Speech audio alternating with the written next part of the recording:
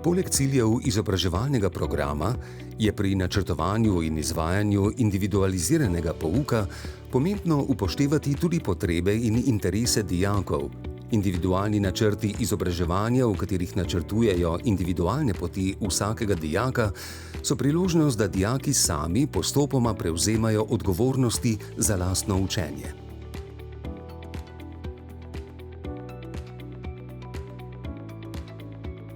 Za pripravo individualnih načrtov izobraževanja je ključnega pomena dobro poznavanje dijakov.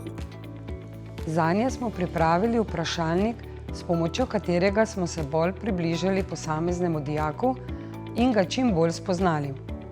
V nadaljevanju smo izvedli razgovor s vsakim dijakom. Vzeli smo si čas za pogovor in razmislek. To je bila osnova za pripravo individualnega načrta izobraževanja.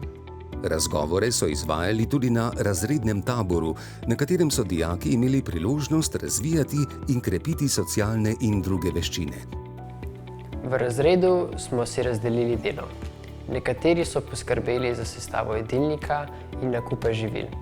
Z Matijo sva pripravila družabni večer, nekateri so bili zadolženi za športne dejavnosti, na primer pohod, vozne rede in ostalo, da so stvari tekle v redu.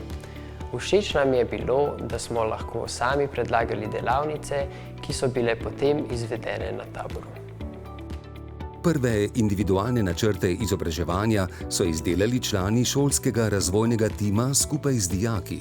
Kasneje so jih dijaki dopolnjevali vedno bolj samostojno. Člani šolskega tima smo se redno sestajali in komunicirali med seboj.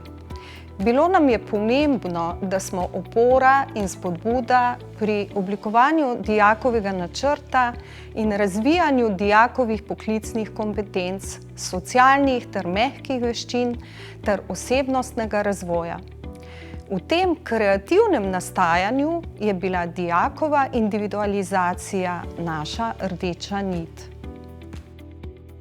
Napredek dijakov so redno spremljali in jih spodbujali k naslednjim korakom. Cilj je bil, da dijaki postopoma prevzemajo odgovornost za načrtovanje izobraževanja in karierne poti.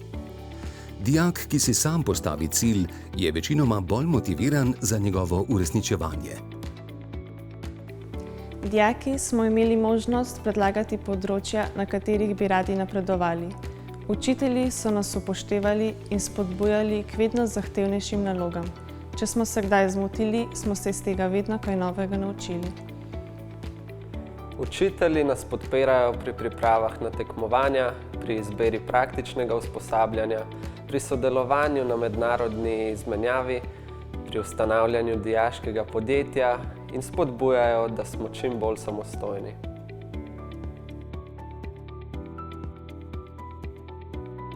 Učitelji razvijajo in preizkušajo učna okolja, ki omogočajo optimalno učenje in aktivirajo vsakega dijaka.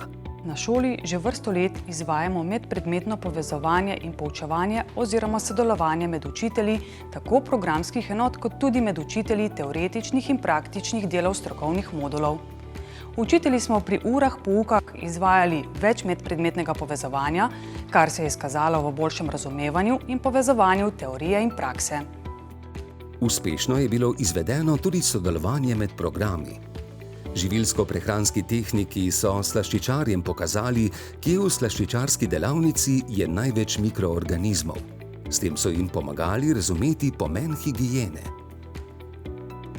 Naslednjič pa so slaščičarji učili živilsko-prehranske tehnike temperirati čokolado in izdelati pralineje. Učitelj dijakom ponudi nabor izdelkov z opisom tehnoloških postopkov. Namesto predlaganih šolskih izdelkov lahko izbirajo zahtevnejše izdelke ali razvijajo nove. Vrstni red izdelave in tempo si dijaki določajo sami. Dijaki na spletu najdejo zelo zanimive ideje, tudi zelo zahtevne postopke, ki včasih presenetijo tudi mene. Zato stalno spremljam trende v slaščičarstvu, da lažje podpiram dijake pri njihovem razvoju. Spodbujam, da dijaki iščejo nove postopke in preizkušajo svoje meje, a nenehno preverjam njihovo razumevanje, spremljam, kako se znajdejo v spremenjenih okoliščinah. Namesto razlage raje postavljam vprašanja. Vsak dijak sošolcem predstavi ključne faze izbranega postopka, ki ga je usvojil. Prikaze novih postopkov dijaki posnamejo za nadaljnje učenje. Zaradi individualizacije smo se članice tima redno srečevale, načrtovale delo in izmenjevale informacije. K temu smo spodbujale tudi druge učitelje, da so bili obveščeni o tem, kaj se s posameznimi dijaki dogaja.